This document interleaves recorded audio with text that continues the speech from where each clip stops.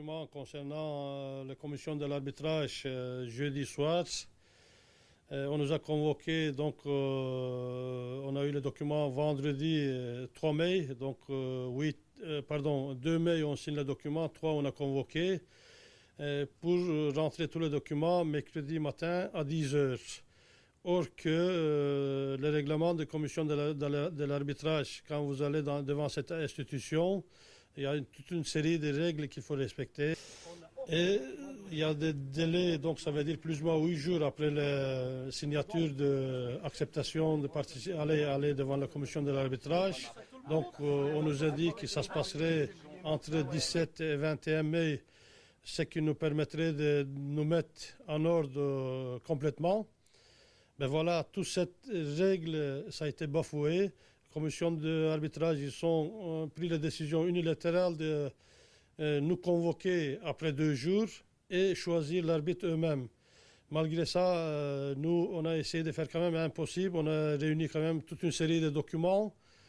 Mais malheureusement, aujourd'hui, vers midi, il nous manquait encore 2 documents, entre autres la certification des comptes par les réviseurs d'entreprise, que vous savez qu'il faut quand même de temps pour un réviseur d'entreprise pour pouvoir certifier les comptes. Après plusieurs négociations, donc tractations, via notre conseil, on est arrivé vers 18 heures. À la fin, ils nous ont sorti quelque chose de leur chapeau, même la fédération qui s'est mêlée, et que, voilà, on devrait porter d'autres documents. Entre autres, ils ont sorti un document qu'ils ont téléphoné à ONSS hier. Là, je tombais de nu, donc le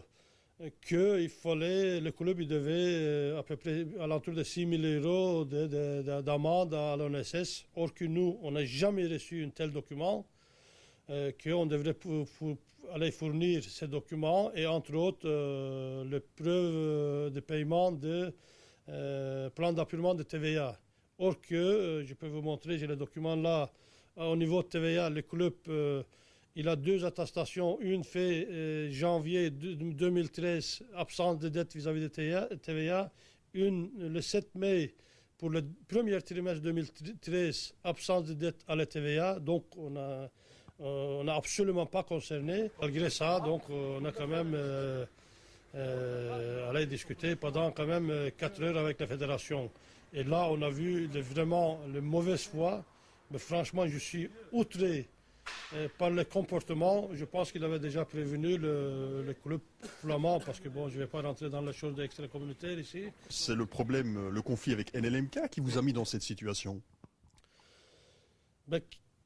Disons, une partie des problèmes, il est parti là, bien sûr, parce que ce sont des gens, ils n'ont absolument pas respecté leur engagement. Pourquoi ne pas avoir eu un plan B, tout en sachant que NLMK allait vous poser des problèmes à ce niveau-là? Écoutez, plan B, vous savez, on a toujours vécu à la Louvière avec les plans B. Les plans B, on l'a fait, il y avait les plans B. Mais il faut savoir que le jour d'aujourd'hui, il ne faut pas croire que le club de la Louvière est en difficulté, il doit de l'argent. C'est tout simplement à cause de la situation de Duferco et NLMK qu'ils ne sont pas tenus leurs engagements, que c'est problème de trésorerie. Si tout le monde respectait leur engagement, on n'avait pas besoin de plan B. Mais plan B, ça a toujours existé. Hein. Autrement, il y a longtemps qu'il n'y aurait pas eu de club à la Louvière. Les joueurs ne seraient plus payés depuis 4 mois, c'est vrai? Non, ça c'est absolument faux. Il y a quelques mois de retard, ça c'est normal, mais c'est qu'on a veillé toujours que les joueurs, il faut savoir que ce sont des personnes adultes, ils ont besoin pour vivre, donc on a toujours fait face à ce niveau-là. Quel était le soutien de la ville de la Louvière? C'est une très bonne question. Là, je ne vais pas rentrer dans les détails. Je voudrais quand même rafraîchir la mémoire à certaines personnes. Mais malheureusement, à la Louvière, il n'y a jamais personne. Il faut arrêter de dire oui, c'est parce que Takal, c'est parce que si. Il faut qu'il y ait une réelle volonté politique ici à la Louvière si on veut aider 7 clubs et avancer. L'objectif, c'était le titre, plus de tour final. Sportivement, là également, c'est un échec. Ben oui, vous savez, l'année passée, après cette petite but, cette petite penalty, on a raté la montée.